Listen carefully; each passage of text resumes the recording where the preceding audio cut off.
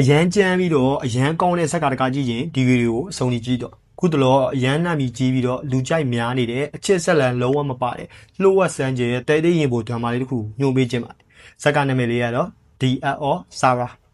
ဇက်လန်လေးကတော့ဆာရာကင်ဆိုတဲ့အမျိုးသမီးကိုကဘာကျော်စိန်ခံပစ္စည်းကုန်တစ်စိရဲ့ကိုစလေကြီးလို့လူအများကသိထားကြပြီးတော့နာမည်ပြောလိုက်ရုံနဲ့ကိုမသိတဲ့သူမရှိတဲ့လောက်ဖြစ်ပေမဲ့သူမရဲ့ရုပ်ရည်တင်မြင်ကိုဘယ်သူမှမမြင်ဘူးကြပါဘူး D.O. Sarah ဆိုတဲ့နာမည်တိုင်းဆာရာရဲ့အမှုပညာလက်ရာဆိုတဲ့သဘောမျိုးပါဆာရာကင်ဆိုတဲ့နာမည်နဲ့အတူအစင်မြင့်စိန်ခံ brand ဘူဒိုဝါရဲ့ဆိုင်ခွဲမန်နေဂျာအနေနဲ့လိန်လည်လှည့်ပြပြီးတော့အထောက်အထားတွေကိုဖန်တီးခဲ့သူဟာတနေ့မှာတော့သူနဲ့တူတဲ့ရုပ်အလောင်းတစ်ခုပေါ်လာခဲ့ပြီးတော့သူကိုယ်တိုင်ဟာပျောက်ကွယ်သွားပါတယ်အဲ့ဒီအလောင်းနဲ့သူလူတက်မှုကိုစုံစမ်းတဲ့စုံတော့ဗန်မှုကြောင်းဟာဆိုရင်ဆာရာရဲ့အကြောင်းကိုလိုက်လံစုံစမ်းပါတော့တယ်အမှုကိုစုံစမ်းဖော်ထုတ်ရင်းနဲ့ဆာရာဆိုတဲ့ဖြစ်တည်မှုကအလိန်ညာတွေနဲ့တိဆောက်ထားကြောင်းတစားတိလာရတဲ့အပြင်အဲ့ဒီစုံစမ်းရေးမှာဆာရာနဲ့ပတ်သက်ခဲ့တဲ့သူမှန်သမျှကိုစစ်ဆေးရင်းနဲ့ဆာရာရဲ့အကြောင်းတွေကိုတစ်စစ်မိတစ်စစ်သိခဲ့ရပါတယ်ဆာရာဟာဘဝမျိုးစုံနာမည်မျိုးစုံနဲ့သူ့ရဲ့ဘဝဟာဘယ်လောက်တောင်စိတ်ဝင်စားစရာကောင်းလဲဆိုတာအပြင်သူတည်ထောင်ခဲ့တဲ့ဘူဒိုဟာလည်းတကယ်ကိုမှအစိမ်ခံပစ္စည်းကောင်းတစ်ခုလားနောက်ဆုံးမှာလူတက်မှုနင့်နာသူဟာဆာရာမဟုတ်ရဲ့လားဆိုပြီးတော့မေးခွန်းထုတ်စရာတွေဖြစ်လာခဲ့ပါတော့တယ်ဆာရာဆိုတဲ့ပြစ်သူမှုကဘာလဲလူတက်မှုရဲ့နင့်နာသူကရောတခြားမျိုးသမီးဖြစ်နေပြီလားစ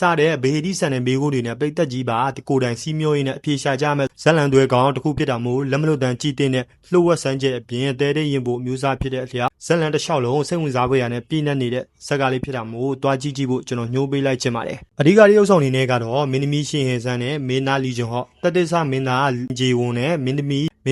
ဂျန်တာပင်နဲ့နာမည်ကြီးတယောက်ဆောင်များစွာပါဝင်ထားပါတယ်ရေတင်အနေနဲ့ကလည်း IMDb 7.3 တောင်ရရှိခဲ့တဲ့ဇက်ကားလေးပဲဖြစ်ပါတယ်ဒီဇက်ကားလေးကိုတော့ဖေဖော်ဝါရီ23ရက်နေ့က Netflix ဆိုတဲ့ရုပ်သံလိုင်းနဲ့ထုံးလင်းပြသခဲ့ပြီးတော့အပိုင်းနေနဲ့8ပိုင်းပါရှိပြီးတော့ဒီဇက်ကားလေးကိုကြည့်ချင်ရင်ကျွန်တော် channel လေးမှာတွားကြည့်လို့ရပါတယ်ဒီဗီဒီယိုရဲ့ comment မှာလည်းကျွန်တော် link လေးချထားပေးပါတယ်အဲ့ link လေးကို join ပြီးတော့တွားကြည့်လို့ရပါတယ်မထွက်ခင်တည်းကဒီကားကိုပေါက်လိုက်မယ်ဆိုပြီးတော့လူပြောများခဲ့တဲ့ဒီဇက်ကထင်သားတို့ပါတကယ်လည်းအရန်ကောင်းပါ Netflix ကတော့ဗျာတလောက်တကားကိုကျန်းနေတယ်လို့ပြောလို့ရတယ်ဇန်နဝါရီလလုံးက Can't Let's Be Translate အခုတော့ဒီကနောက်လာဆိုရင်ကျွန်တော်တို့ရဲ့အချစ်တော်ကြီးဂျေဆုရဲ့ကားလဲပေါက်လိုက်မယ်လို့ကျွန်တော်ထင်မိတယ်ပေါ့နော်ဒီဇက်ကားလေးကစမ်းတစ်တဲ့ဇက်လန်ပုံစံကြောင့်လူစိတ်ဝင်စားမှုများတဲ့ဇက်လန်ဖြစ်တယ်လို့မင်းသမီးရောမင်းသားရောသူ့နေရာသူအရန်ချောပြီးတော့တိကျဆောင်မှုတွေအရန်ကောင်းတဲ့အပြင်မှာရိုက်ထည့်တဲ့ကာလာတွေရဲ့စားပြလေးဥမှာတီတီချာလေးလောက်တာတွေ့ရဇက်ကားတကားလို့ပြောလို့ရဇက်လန်ဇက်အိမ်လဲတော်လေးဥမှာကောင်းတဲ့ဇက်ကားလေးဖြစ်တဲ့အတွက်လက်မလွတ်တန်ကြီးတဲ့ဇက်ကားတကားပါဒီမင်းသမီးကတရုတ်ဆောင်တော်လေးကောင်းတယ်လို့ပြောတယ်အခုနောက်ပိုင်းသူရိုက်တဲ့ကားတော်တော်များများထွက်တဲ့ကားတိုင်းကပေါက်တယ်ဗျာကဲအများကြီးပြောမနေတော့ဘူးအရန်ကောင်းတဲ့ကားလေးမျိုးအချီရတယ်ဆိုအခုလည်းတော့ကြည့်လိုက်ပါလို့တငယ်ချင်းတို့ကျွန်တော်ရဲ့ဗီဒီယိုလေးကို channel တက်တဲ့ဆိုရင် like and share follow လေးလုပ်ခဲ့ပေးကြပါဦး